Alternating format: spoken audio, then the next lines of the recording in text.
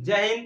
कैसे हैं आप सभी लोग। आज के इस वीडियो में हम जानेंगे कंडीशनल स्टेटमेंट के बारे में जानेंगे और प्रतिधनात्मक और विलोम के बारे में, ये तीन चीजों के बारे में आज हम समझेंगे इसी वीडियो में। सो आप लोग लास्ट तक बने रहिए मैथमेटिकल रीजनिंग में। ठीक है, मैथमेटिकल रीजनिंग में आप सभी लोग लास्ट तक बने रहिए और समझिए मैथमेटिकल रीजनिंग। और कुछ लोग हैं समझते नहीं है, बस अपने आप से ही समझ जाते हैं, मतलब मैं तो समझ गया यार। अब फिर बाद में जब एग्जाम देने जाते हैं तो जब भूल जाते हैं तो कहते हैं यार थोड़ा पढ़ लिया होता तो बढ़िया रहता, पढ़ लिया होता तो बढ़िया रहता है ना। ऐसा मत करिए यार, आप लोग पढ़िए। जब पढ़ेंगे नहीं तो समझेंगे क्या। आप खुद से पढ़ेंगे तो ठीक है, आप मेहनत करिए, खुद से मेहनत करिए। लेकिन अगर आपको अगर सहारा मिल रहा है तो आप सहारा लेकर पढ़िए। ठीक है, तो मेरा मानना है मेरी वीडियो से अगर एक भी बच्चा पढ़ता है तो मेरे लिए बहुत बड़ी बात है। ठीक है, अगर 1 करोड़ भी पढ़ते हैं तो वो भी मेरे लिए बहुत बड़ी बात है। लेकिन आप लोग चाहे एक बच्चा पढ़िए चाहे करोड़ों बच्चे पढ़िए, लेकिन ध्यान से समझिएगा। अगर समझ में आ रहा है तो ही पढ़िएगा, मैं तो कहता हूँ। अगर समझ में आ रहा है तो पढ़िएगा, नहीं समझ में आ रहा है तो कमेंट में बताइए कि सर ये नहीं समझ में आ रहा है। वीडियो थोड़ा तगड़ा बनाइए, कैसे भी करके बनाइए, लेकिन समझाइए। तो ये मेरा मानना है कि बच्चों को समझ में आना चाहिए, मुझे छोड़िए। बच्चों को जो समझ में आएगा तो वही आपको बढ़िया लगेगा। ठीक है, जो बच्चों को समझ में आएगा तभी तो आप खुश होंगे। ठीक है, तो चलिए शुरू करते हैं। अब हम देखिए कंडीशनल स्टेटमेंट में हम जानेंगे 3 चीजें। एक तो है यदि तो, ठीक है, यदि तो, केवल यदि, केवल यदि, और दूसरी चीज है यदि और केवल यदि तो। तीनों चीज है, यानी कि यदि और केवल यदि तो। ये 3 चीजें जो है हम जानेंगे। ठीक है, ये 3 चीजें जानेंगे। तो सबसे पहले चीज हम क्या जानेंगे, यदि तो। यदि तो, ठीक है, यदि तो में सपोज दैट अगर मान लीजिए एग्जाम्पल के तौर पे मैं आपको समझा रहा हूँ, इसमें तो पहले एग्जाम्पल ही मैं आपको दे देता हूँ। उसके बाद जब एग्जाम्पल दे दूंगा उसके बाद आपको समझने में बहुत अच्छी तरह से दिक्कत भी नहीं होगी, बहुत अच्छी तरह से आप समझ भी जाएंगे। ठीक है, तो सबसे बड़ी एग्जाम्पल है, मान लीजिए सपोज दैट आप किसी देश के नागरिक है। ठीक है, आपका जन्म किसी देश में हुआ है, जैसे कि मान लीजिए भारत देश में हुआ है या मान लीजिए अमेरिका में हुआ है। ठीक है, तो आपका जन्म अगर भारत देश में हुआ है तो आप भारत देश के क्या है, नागरिक हैं। ठीक है, आप भारत देश के क्या है, नागरिक हैं, ये तो कंफर्म हो गया। तो यही चीजें हम आपको अभी समझाएंगे। ठीक है, तो सबसे पहले हम इसको देते हैं मिटा। यदि तो के लिए आप समझिए, यदि तो के लिए आप समझेंगे तो आपका जन्म एक भारत देश में हुआ, मतलब आपका जन्म भारत देश में, भारत देश में हुआ है। ये आप जानते रहेगा, जब से आप मैथमेटिकल रीजनिंग पढ़ रहे हैं तब से सिर्फ 2 चीज इसमें मोस्ट इंपॉर्टेंट है। 2 चीज, 2 शब्द क्या है, एक है पी और दूसरा क्या हमारा है, क्यू। ये 2 चीजें सबसे महत्वपूर्ण है जो आप लोग मिस कर देते हैं इसे। तो मिस मत करिए यार, ये 2 चीजें ही आपको जीवन में आगे लेके जाएंगी। मैथमेटिकल रीजनिंग में सबसे बढ़िया चीजें यही है, पी और क्यू। तो वही चीज पी और क्यू। तो हम पहला हमारा क्या हो गया, पी हो गया। ठीक है, दूसरा हमारा क्या हो गया, क्यू हो गया।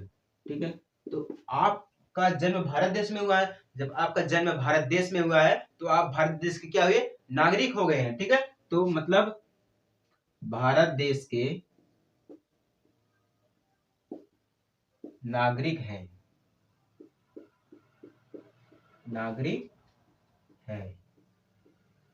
यहां लिख देता हूं, आप भारत देश के नागरिक हैं।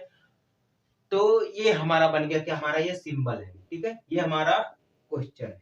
क्वेश्चन या समझिए इसे आंसर समझिए, सभी चीज सेम चीजें। तो सबसे बढ़िया चीज है यदि तो के लिए हम इसको अगर मिला देंगे, ठीक है, अगर मिलाएंगे तो आपका जन्म भारत देश में हुआ है, और अगर हम यहाँ पे और लिख देते हैं या यदि तो लिख देते हैं। ठीक है, सपोज दैट मान लीजिए यदि तो, यदि तो आप भारत देश के नागरिक हैं। इसको जब आप मिलाएंगे, इसको तोड़ के मिलाएंगे, आपका जन्म भारत देश में हुआ है यदि तो आप भारत देश के नागरिक हैं। ये तो हमारा पूरा क्वेश्चन बन गया। लेकिन अगर हम पी और क्यू के सहारे देखेंगे तो हमारा पी में पहला, यानी कि पहला ये हो गया हमारा दूसरा। पहले में आपका जन्म भारत देश में हुआ है, ये पहला बन गया हमारा समीकरण। दूसरा क्या है, आप भारत देश के नागरिक है, ये क्यों हमारा दूसरा हो गया। तो इससे हम कई प्रकार से भी समझ सकते हैं, कई प्रकार से भी समझ सकते हैं। जैसे कि सपोज दैट मान लीजिए 9, ठीक है, 9 एक भाज्य संख्या है, भाज्य संख्या है, ठीक है। 9 एक भाज्य संख्या है, तो 3 भी क्या होगा हमारा, एक भाज्य संख्या होगा, ठीक है। 3 भी हमारा क्या हो गया, एक भाज्य संख्या होगा। तो ये हमारा P हो गया, ये हमारा Q हो गया, ठीक है। तो इसे हम कई प्रकार से भी समझ सकते हैं, लेकिन इसमें 3 कंडीशन है, ठीक है। 3 कंडीशन है, जिससे आप लोग कंफ्यूज भी बिल्कुल मत होइएगा। जो 3 कंडीशन वो भी देख लीजिए। पहला कंडीशन है, अगर P, ठीक है, P के लिए कह रहे हैं, अगर P सत्य है, ठीक है, सत्य है, तो Q भी हमारा क्या हो गया, सत्य होगा, ठीक है। अगर P सत्य है तो Q भी हमारा क्या होगा, सत्य होगा। लेकिन अगर P असत्य है, ठीक है, P जो हमारा असत्य है, तो Q हमारा यहां पे क्या हो जाएगा, कुछ नहीं होगा, कुछ नहीं होगा। क्यों नहीं कुछ नहीं होगा, क्योंकि देखिए सपोज एग्जांपल के तौर पे मैं आपको बता रहा हूं, अगर मैं सही हूं, ठीक है, अगर मैं सही हूं तो दूसरों को भी मैं सही राय दूंगा या सही शिक्षा दूंगा। अगर मैं गलत हूं तो मैं दूसरों को शिक्षा देने के लायक नहीं हूं, ठीक है। तो मैं दूसरों को शिक्षा नहीं दे सकता। क्यों नहीं दे सकता, अगर मैं शिक्षा भी उनको दूंगा या ज्ञान उनको दूंगा या उनको मैं मोटिवेट करूंगा, तो वो भी कहेंगे, मुझे गाली देंगे, क्योंकि मैं खुद नहीं सही हूं, तो लोग मुझे गाली देंगे कि नहीं। उसी प्रकार अगर P सत्य है तो Q भी सही होगा। मतलब अगर आप सही हैं तो आप दूसरों को भी शिक्षा दे सकते हैं, लेकिन अगर आप गलत हैं तो आप दूसरों को शिक्षा नहीं दे सकते। तो वही चीज इसमें भी कह रहा है, अगर P सत्य है तो Q भी सत्य होगा, लेकिन अगर P असत्य है तो Q कुछ नहीं होगा। इतना तो आप लोग जानते रहिएगा। 2 कंडीशन इसमें कंफर्म हो गया। एक कंडीशन हमारा लास्ट बचा है, वो P अंतर्निहित होता है। P हमारा क्या होता है, P अंतर्निहित होता है।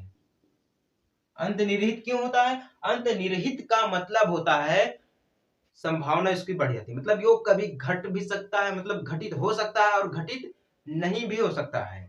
इसमें 2 कंडीशन है, हाँ और नहीं। मतलब वो घटित हो सकता है और घटित नहीं भी हो सकता है। तो P हमारे 3 कंडीशन है। तो ये P अगर सत्य है तो Q भी सत्य होगा, P अगर असत्य है तो Q भी हमारा क्या होगा, कुछ नहीं होगा, ठीक है। और P एक अंतर्निहित है, मतलब इसमें क्या है, ये घटित हो भी सकता है और घटित नहीं भी हो सकता।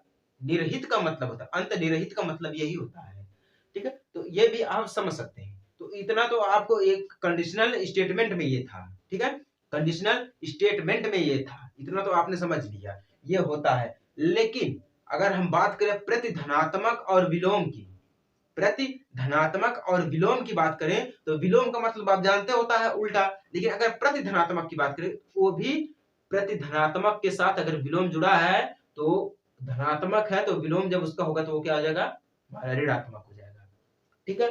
तो वही चीज हम देखेंगे। तो उसमें भी मेन चीज हमारा क्या है, P और Q, 2 मेन इंपॉर्टेंट है यार। मैं तो कहता हूं मैथमेटिकल रीजनिंग में ये P और Q, इनका इतना भाग है, मतलब इनका इतना योगदान है समझने के लिए कि आप लोग भी खुश हो जाएंगे यार। P और Q कितनी बार आते हैं यार, ये कितना समझाते हैं हम लोग को। हमारे लिए समझ लीजिए गुरु हैं, आप ये कहेंगे हमारे लिए क्या ये गुरु हैं। तो देखिए विलोम में क्या है, वही चीज मैं आपको समझा रहा हूँ। अगर आप भारत देश के नागरिक है, विलोम का मतलब उल्टा होता है प्रतिधनात्मक, समझ लीजिए। तो इसमें क्या, अगर आप भारत देश के नागरिक हैं या आपका जन्म भारत देश में हुआ है, ठीक है, तो यहाँ पे अब मैं लिख देता हूं पूरा, आपका जन्म भारत देश में हुआ है और ठीक है, और यहाँ पे लगा दिया। उसमें दिया था यदि तो, या केवल यदि, या यदि और केवल यदि, तो और भी उसमें लगा था। तो ठीक है, आपका जन्म भारत देश में हुआ है और आप भारत देश के नागरिक हैं, नागरिक हैं। ठीक है, इतना तो कंफर्म हो गया। ठीक है, ये हमारा क्या है, क्वेश्चन मान लीजिए, ये एग्जाम्पल मान लीजिए,